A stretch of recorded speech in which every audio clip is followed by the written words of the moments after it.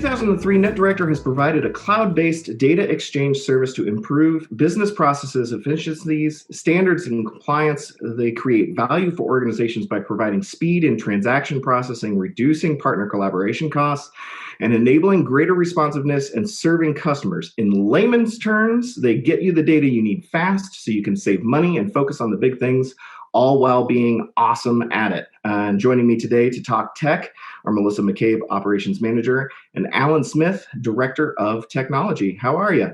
Great. How are you doing? Doing good. Thank you. Not too bad. Excellent. Melissa, I'd like to start with you.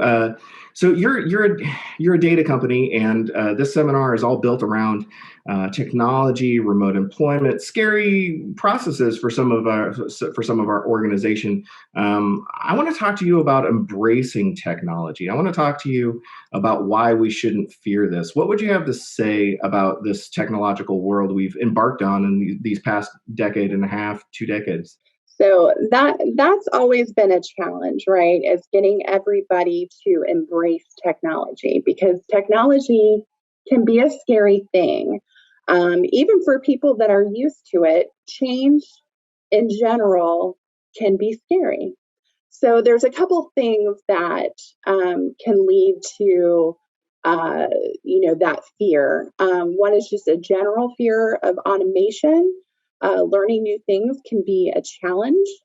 But if you think about something as simple as online bill pay, so back in the day, we used to have to write our creditors a check, stick that check in an envelope, address the envelope, put a stamp on it, mail it, and hope that they received it through the mail. But now today, you can do online bill pay, takes you seconds, and everything is good to go. Now, can there be challenges or pitfalls with that automation process? Sure. You could have a double draft, you could have the wrong amount taken out. But when you look at the big picture of it, the amount of time that you spend once the process is automated is significantly reduced.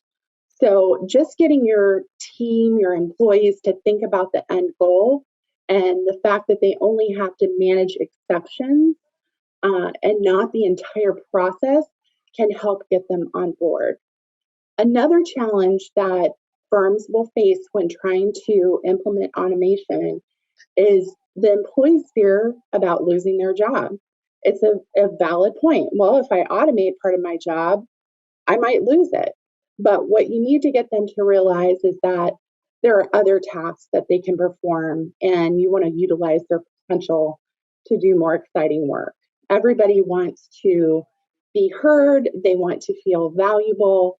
And I don't personally think people want to do mundane tasks all day. Maybe there's one or two. But getting them to realize that there's other spots for them and there's other more valuable things for them to do than automating a simple task. So that's my input on that.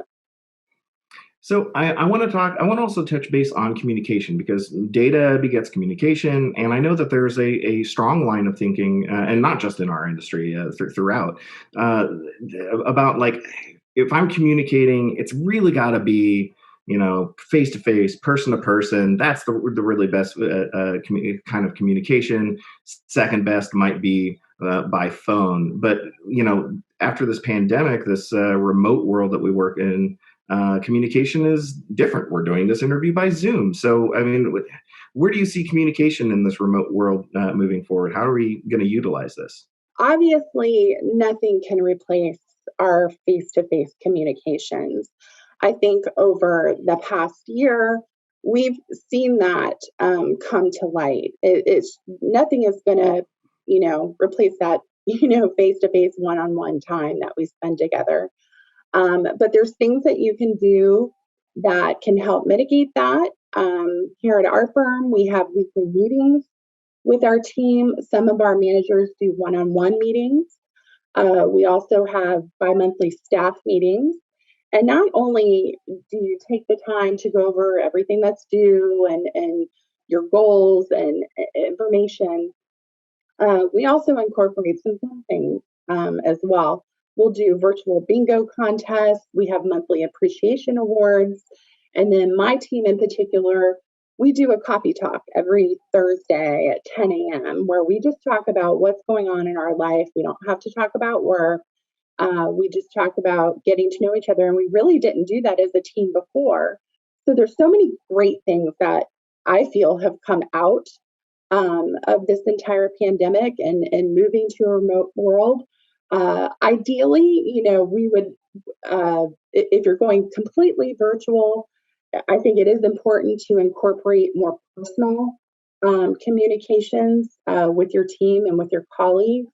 Um, I, for us as a firm, we're probably going more towards a combination, a hybrid. I don't think anybody likes it all one way or the other. So being able to remote work where we have more flexibility, and we've seen definitely an increase in productivity with our teams because we have that flexibility in place to be able to log in and do things late at night or on the weekend as we need to. And, just always making sure that we keep that communication going, I think will contribute to a success for every firm. So, Alan, I want to switch. I want to throw you into the mix here on this. Since you're the tech guy, how do we optimize this virtual environment? How are we going to create a smooth remote workplace? Considering that, as Melissa just said, we're going to look at probably a hybrid model. How are we going to do all this? Right, that's definitely a concern that a lot of people have, considering maybe the way that they have their tech situation set up. For us, it's always about being forward thinking and trying to be more proactive than reactive. Now, granted, we actually started this back around in 2017 when Hurricane Irma came and really kind of shook up the Tampa Bay area. We realized that, regardless of what happened in the area, we wanted to be able to keep functioning. One of the things that I say the easiest thing to recommend is, every employee should have a laptop. I think a laptop is one of the easiest things that anybody can do. Desktops, are great and they're cheaper, but you're not going to get the portability that you're going to get from a laptop. And make sure you get the right laptop. Right, you want to really make sure that you get powerful laptops. We need powerful laptops for our developers, right? We need powerful laptops for our analysts, and you want to make sure that you secure those laptops too.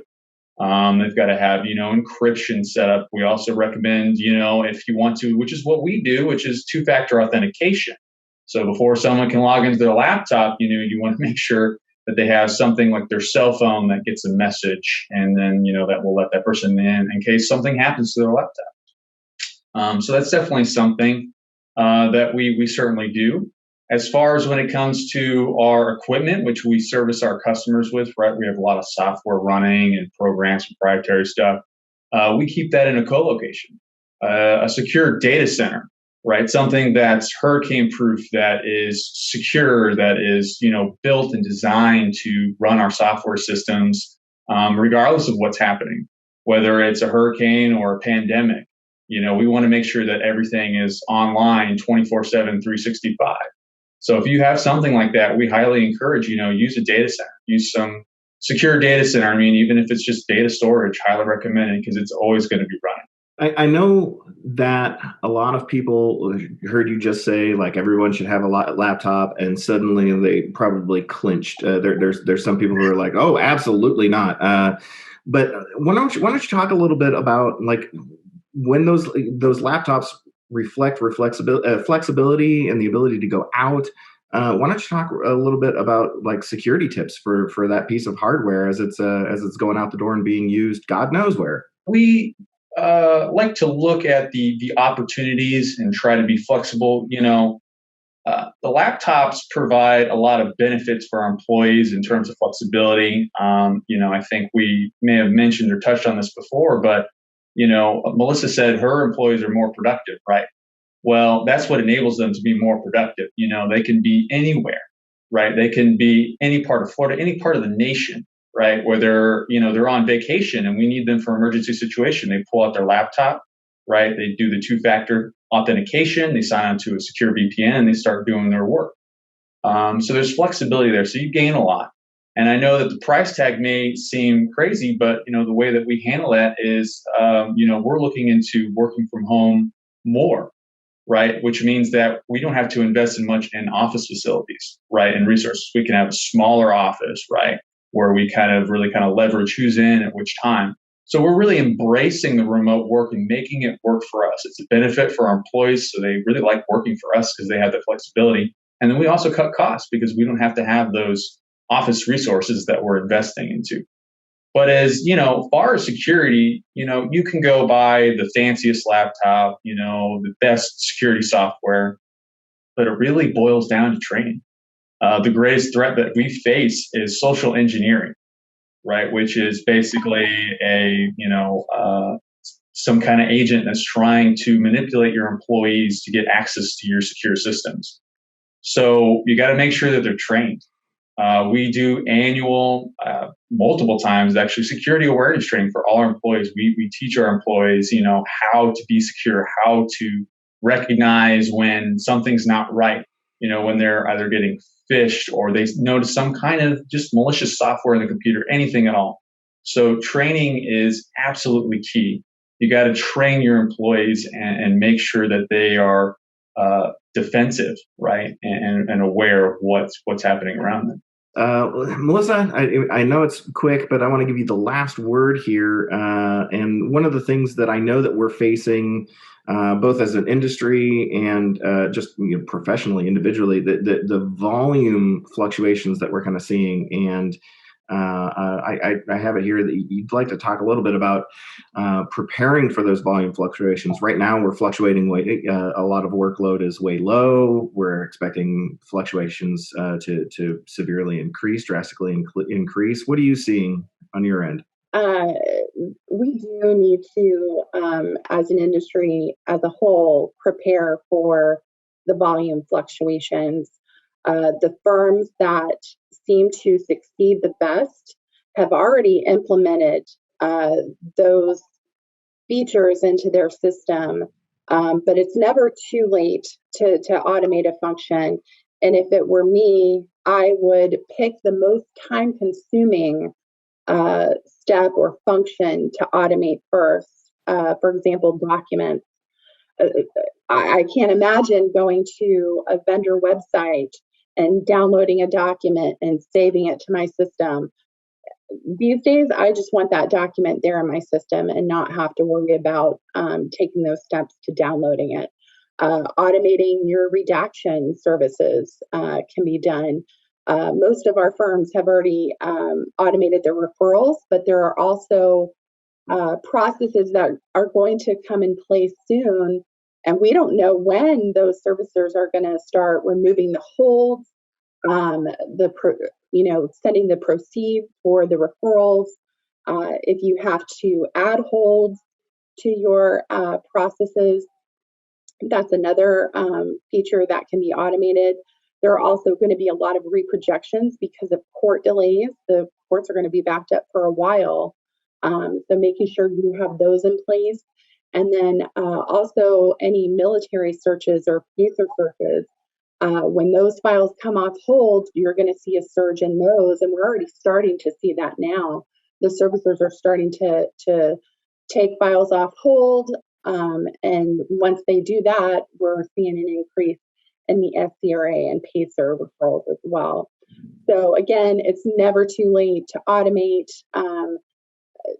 Reach out to your vendor, reach out to your integration partner, and they should be able to help you take those steps that you need. Sage advice, words of wisdom. I want to thank you so much, Melissa Allen, for joining me and for talking about this subject. Thank you so much, and I will give back to you the rest of the day. Take care. Thank you. Have a good one.